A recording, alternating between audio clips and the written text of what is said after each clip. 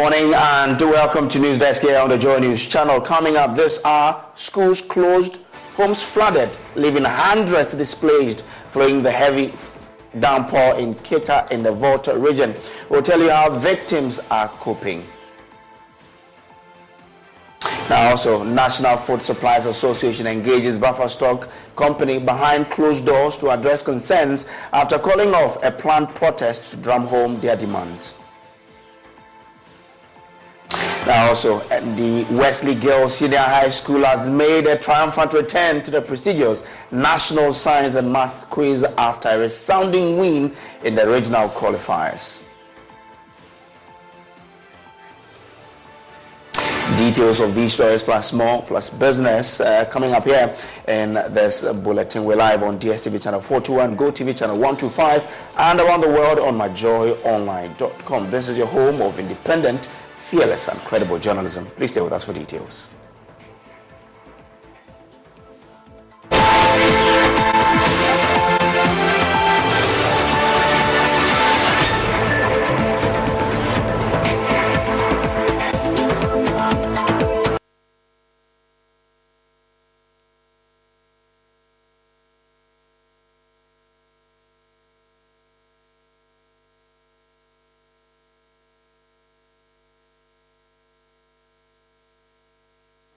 Now, over 2,000 coastal dwellers in the Ketu South district of the Volta region have been displaced as a result of continuous downpour. This is according to the National Disaster Management Organization. Major schools including the Bishop Herman College, the Keta Business School, the Business Senior High School, and the Keta Senior High Business School have all been affected by the floods.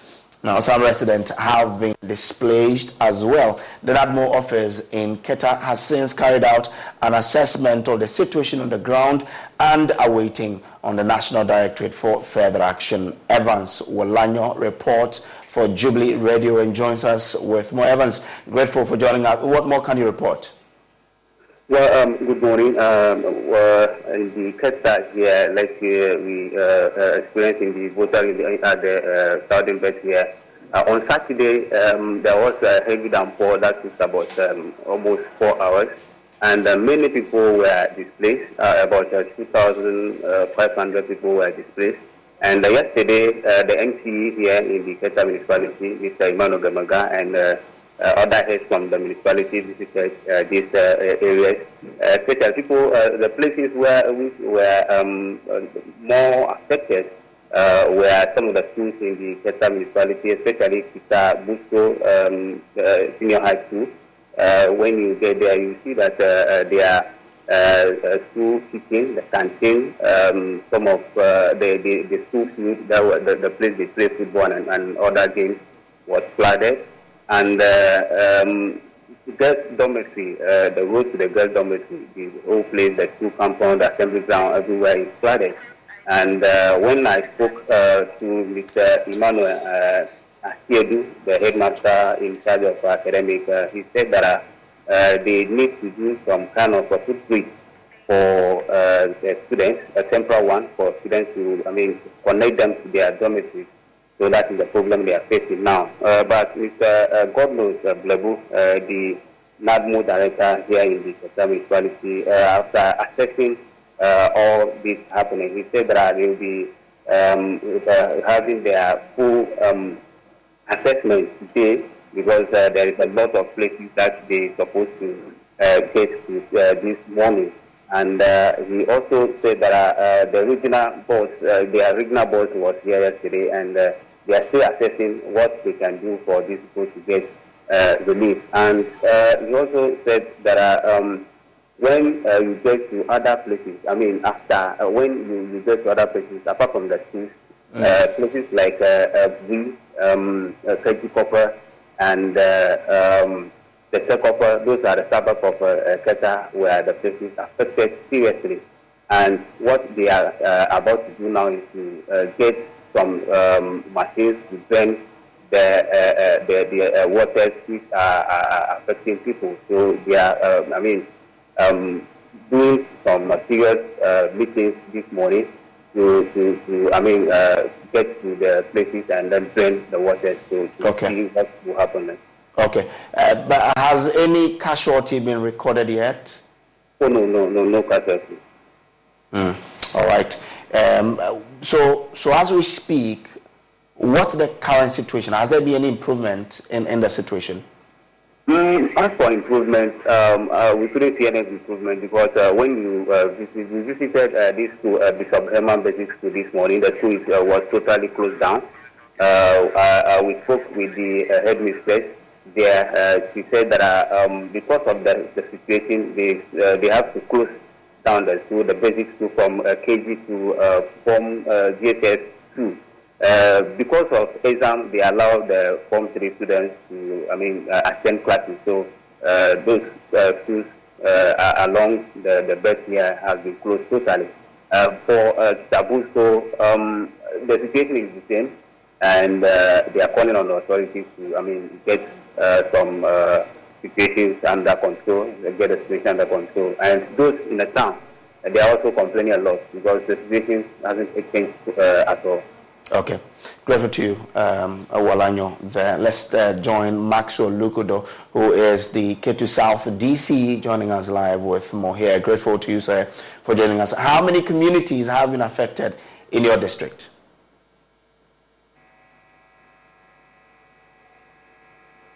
Hello, Maxwell Lukudo. Grateful that you could join us. I'm trying to find out from you how many communities in your district have been affected by the flooding.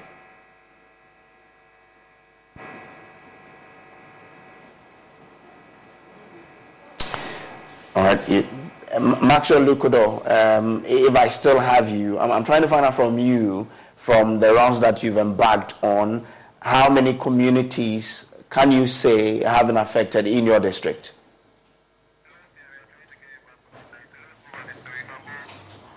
So the story is that over 2,000 coastal dwellers in the Ketu South district of the Volta region have been displaced as a result of continuous downpour. This is according to the NADMO, now major schools including the Bishop Herman College, the Keta Business Senior High School, and the Keta Senior High Business School have all been affected by the floods. Now, DDC Maxwell Lukudo is joining us now with more. Grateful to you, sir. How many communities within your district have been affected? Yes, as I was saying, the whole Silicon, most of the Silicon part and the Agosman. And when you go to Pista, they are seriously affected. Hello, can you hear me? Yeah, so we are trying to follow you. It looks like your voice is a bit down. If you can speak up a bit for me. Actually, I'm on my way from my flower to Accra, but the network is so bad. Okay. It looks like your voice is a bit down. If you can speak up a bit for me. Actually, I'm on my way from my flower to Accra, but the network is so bad. Okay. Sume once and I'm from Pine. Well, and a higher pan. Think about an ultimate as a Samaya. In Kevin Pan. How did we believe? For who had a bola ya, bola mimi. So I say, yes, let's say gun and penny for Omehamunia and one, not bola and fear. Because where's a hasia? We wish authorities would come to our aid because we have a worship center here and there are school children all over and when it's about to rain, the wind blows polythene bags into our homes and the road also gets flooded, making it difficult for people to get access to their homes. These residents who are currently overwhelmed by the current situation say they do not know where to channel their grievances to after being neglected by city authorities. I say, Oka Asembia, what's a munkubia? Because I say, wouldn't penny be a wine or Okobona money.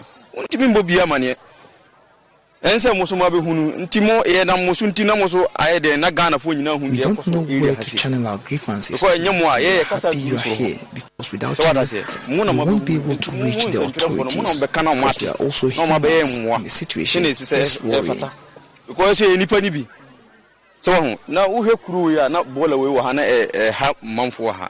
I think say you're fine.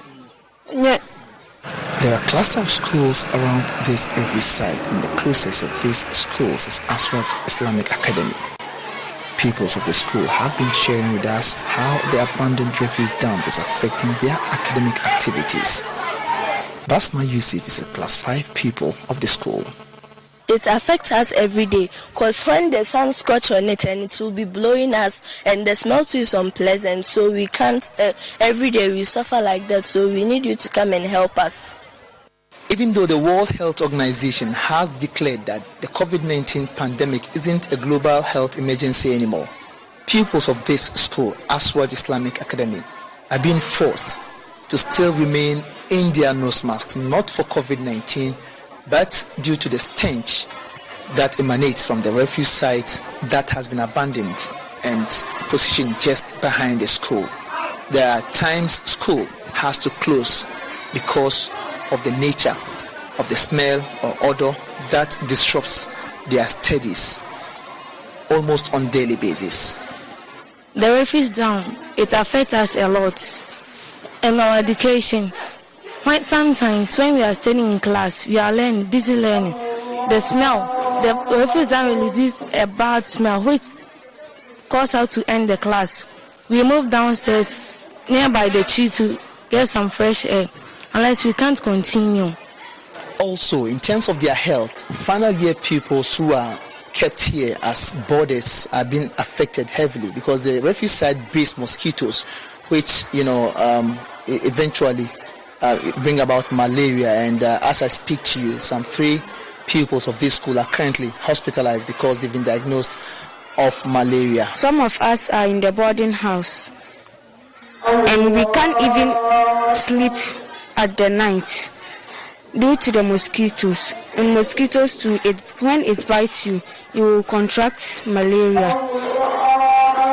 Few weeks ago, 3 of our students have been admitted in the hospital, and even this morning one was complaining that she is sick and she is not able to come to school today. She is at the dormitory right now. Aside this, house flies are all over during lunchtime, and this is also bringing about another health threat, possibly cholera. These pupils are currently subjected to this, and they are calling on authorities to come to their aid to save their education and then their health. We don't feel comfortable when we are eating, and even a few months ago we stopped eating the canteen due to the house flies, and even at this time when we are about to eat the lunch, house flies are on the food, so we can't even eat the food. Basma Yusuf, however, has a passionate appeal to government and city authorities. I want to tell government that please, we beg them they should come and push this rubbish for us. We are suffering every day when we come to school. Every day when I come to school, one problem I think is that when I come to school, this refuse them, I am afraid to fall sick again. So I wish government to come and push the rubbish down so we will get our freedom. So we will be free from not falling sick anymore. That's all I wish from government. Thank you. Until something urgent is being done about this precarious situation, this abandoned refuse site will continue to pose as a threat to public health to the people living here and the thousands of school-going children schooling around. Anas Sabit, Joy News, Tichiman.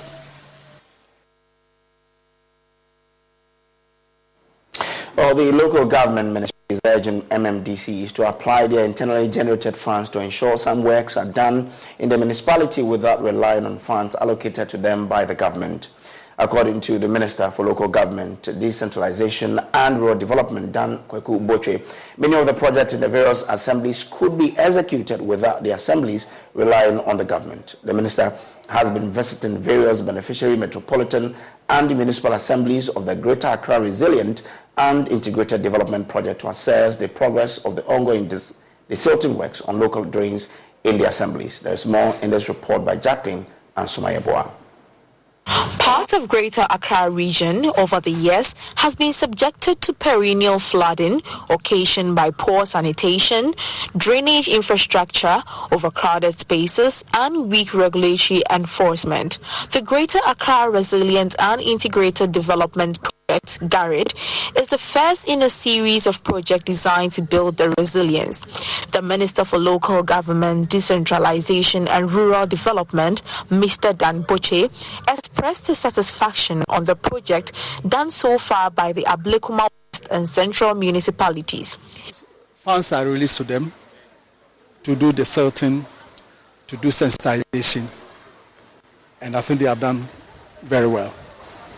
It's a project that depends on their program and implementation, and the result that they get money according to the results they get. But this year, we ensure that almost all the assemblies get the same money, and we felt that if people don't perform well, we should rather sanction the officials in the assemblies instead of they getting less money so that they can do what is expected of them.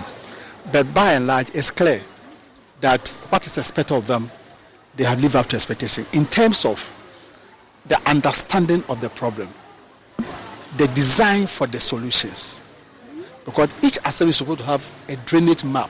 He also revealed that other works that need to be done in the municipalities should be taken care of by the MCs using their internally generated funds to ensure all the needs of the people are met in their localities. What they have done has reduced the incident of flooding. And we are hoping that beyond the funds that have come from the Weber-supported project of Garrett, the assemblies, as we discussed, went to the Takoradi station, should use their internal generated funds to do some of these things. Because we saw some of the weeds in the drains. You don't need a project before you clear those things. And that's what we are going to use as a way of measuring their performance, especially the MNDCs. We are going to hold them accountable to that. So the area that we have visited, we expect them to use their internal generated funds to do some basic things of clearing the drainage so that at least many people will not suffer when there's flooding. MC of Ablekuma North, Kofi Asari, acknowledged his delay in starting the Garrett project and assured the minister that he will begin it on Tuesday. We are starting the work tomorrow by God's grace. So don't let us do any rush work and say, oh, because you are coming in 2 weeks, so we'll be rushing. You come 2 weeks, see us doing the work. You understand? I believe in good work than to rush and say because you are coming in 2 weeks' time. Because when you start it today and it rains tomorrow, what do? Do we say because you are coming, so what can we do? So let's pray to God that He give us good weather so that from tomorrow when we start, by 2 weeks time, by the time you come here, whatever you want to see, that is what you come and meet. The minister is currently visiting all 17 assemblies to ensure all the funds allocated has been put to use. For Joy News, Jacqueline Ansuma Yeboah. Now to the National Science and Maths Quiz, and Wesley Girls Senior High School has made a triumphant return to the prestigious National Science and Maths Quiz competition after a resounding win in the regional qualifiers. As they prepare for the national stage, Wesley Girls SHS is poised to make a strong impact and vie for the ultimate NSMQ title. Michael Ashley has more in the following report.